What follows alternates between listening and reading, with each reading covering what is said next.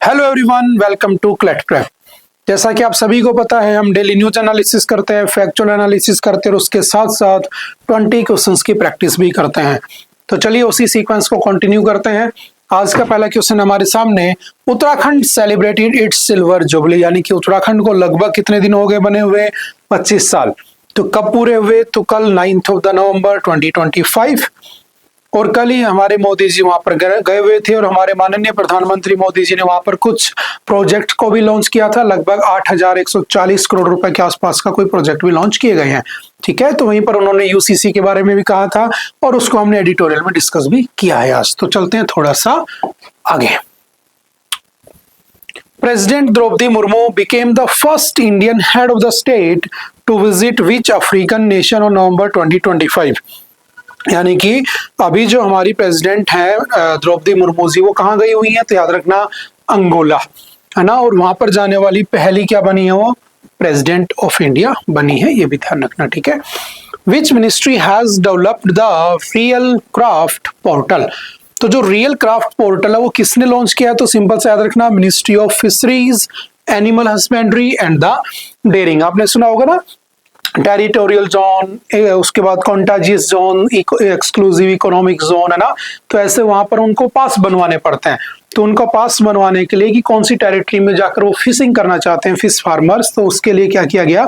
एक पोर्टल बना दिया गया जिसका नाम क्या है? Real craft portal. ठीक है। जैसे आपने मत्स्य संपदा योजना पढ़ा होगा, MSY 2020, जिसमें जो आपके फिश फार्मर्स उनकी जो इनकम है उनको डबल करने की बातें की गई थी। वो स्कीम आई थी, लगभग 20,000 करोड़ रुपीस की स्कीम। ठीक है।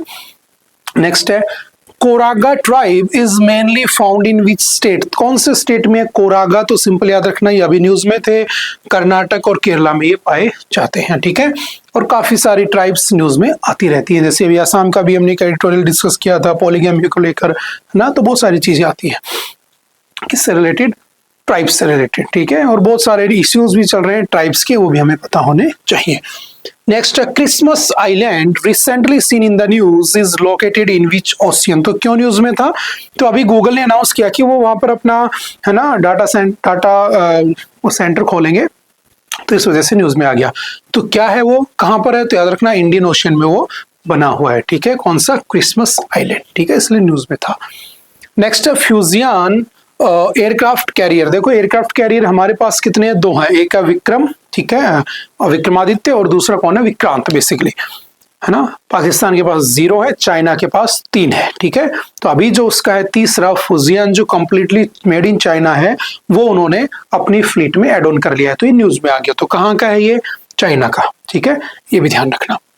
और अमेरिका के बाद चाइना दूसरा नेवी में पावरफुल कंट्री बन गया है, ऐसा याद रखना, नेवल फोर्सेज में। Which agency in India is responsible for the investigation of civil aircraft accidents and the incident? एक एडिटोरियल हमने डिस्कस किया था, जो प्लेन क्रैश हुआ था ना अहमदाबाद में, उसको लेकर। तो उसी के ऊपर ये क्वेश्चन है, जस्ट कौन उसको चेक करता है? तो याद रखना, bureau of civil aviation security, BCS। अच्छा, किसकी बात कर रहा है? सिविल एविएशन की। तो कौन सा हो जाएगा आपका basically aircraft accident investigation bureau, AIB, इसको क्या करता है? चेक करता है। Option number C is the right answer. Which of the following is responsible for maintaining security? Security के लिए कौन सा हो जाएगा? तो आपका इस बार हो जाएगा ब्यूरो ऑफ सिविल एविएशन। ठीक है, security. Option number C is the right answer. ठीक है। और यहाँ पर कौन सा था? Aircraft accident investigation bureau, AIB, और उसका कौन सा हो जाएगा? BCS। हम ऑलरेडी इसको डिस्कस कर चुके हैं। In 2025 MOCA, ministry of civil aviation, continues to expand the Udan scheme. क्या होता है? तो उड़ान स्कीम याद रखना 2017 में आई थी। इसका सिंपल सा मतलब है उड़े देश का आम नागरिक। क्या नाम है? उड़े देश का आम नागरिक। अब फिर कहोगे सर इसे हिंदी में क्यों रखा गया? बिकॉज आर्टिकल 343 है ना, हमारी गवर्नमेंट का टारगेट रहता है हिंदी को प्रमोट किया जाए। तो उड़े देश का नाम नागरिक, मोदी जी ने कहा था कि उनकी इच्छा है कि हवाई चप्पल पहनने वाला भी हवाई सफर करेगा। तो उसी पर्पज से स्कीम को लागू किया गया था। काफी साल इसको पूरे हो गए हैं। तो पूछ रखा है क्यों आई थी? तो जस्ट याद रखना, to enhance affordability and connectivity to the regional airports. ठीक है, इसको करने के लिए किया गया था। Which international organization sets global standards for aviation safety followed by the DGCA and AAIB? तो कौन सा होगा? तो ये भी हमने डिस्कस किया, तो option number C ICAO is the right answer.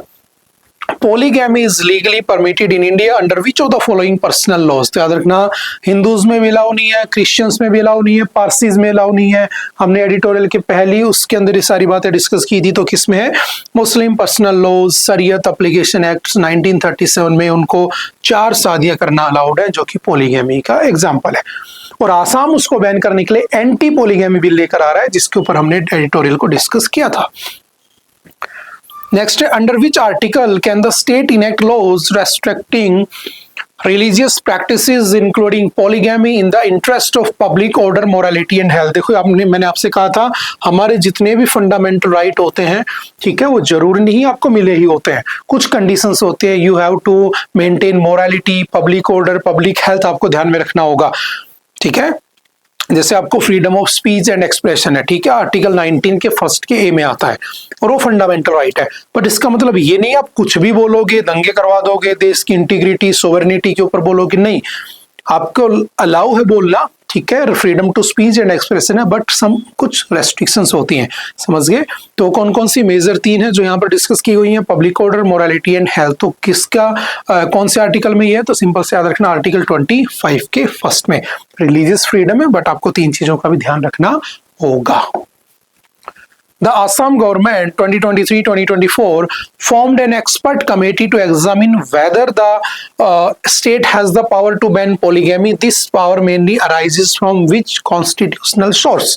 याद रखना, ये पावर देखो वैसे तो नहीं कर सकता है बिकॉज सेंट्रल लॉज बने हैं, बट कहां से पावर आती है कि वो कर सकता है? तो वो है शेड्यूल नंबर 7 और उसके कॉन्करेंट लिस्ट में इसका जिक्र है, जिसके ऊपर स्टेट और सेंटर दोनों को उसके ऊपर लॉज बनाने की परमिशन होती है, ठीक है।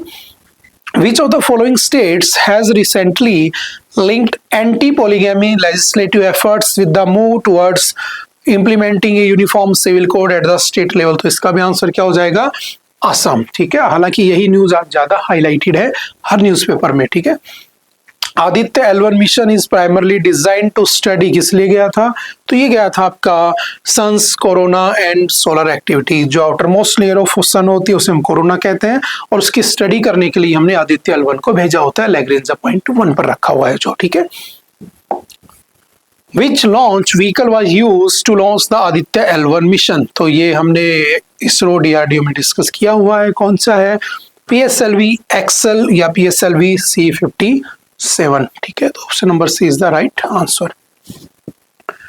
Coronal mass ejection primarily consist of, किसका बना होता है? तो सिंपल से याद रखना, large expulsions of plasma and magnetic field from the sun's corona, ठीक है। उससे क्या बना होता है आपका? कोरोनल मास इजेक्शन, ठीक है। VELC क्या होता है? Visible emission line coronagraph instrument on board Aditya L1 is mainly design to study. ये क्या स्टडी करने के लिए आया है? तो सिंपल से याद रखना, visible light signature of the solar corona, इसके लिए हमने VELC को लगा रखा है, ठीक है। द पंच मिशन जो कि नासा ने भेजा है वो किसके लिए गया है? तो सेम वही, किसके लिए? To study the outer solar corona out and solar wind formation using the small satellites. वही कोरोना की स्टडी करने के लिए हमारा आदित्य L1 था, उनका पंच मिशन है, बस ज्यादा डिफरेंस नहीं है।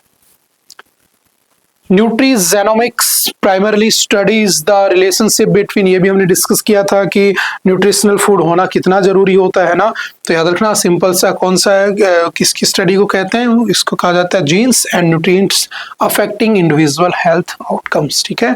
कि इंडिविजुअल के अंदर जो जीन्स होते हैं वो न्यूट्रिशन के साथ साथ कैसे काम करते हैं, उसकी स्टडी को क्या कहा जाता है आपका? तो सिंपल से याद रखना, न्यूट्रीजेनोमिक्स कहा जाता है। चलते हैं थोड़ा सा आगे। ओके, आई थिंक आज के लिए इतना ही है। आई होप कि आपको बातें समझ में आई होंगी। फिर भी अगर किसी तरह का डाउट रहता है तो आप एनी टाइम आकर मिल सकते हैं, पूछ सकते हैं, अपने डाउट को क्लियर कर सकते हैं। ओके, बाय बाय, मिलते हैं फिर दोबारा किसी नेक्स्ट लेक्चर में। Okay, thank you, have a nice day.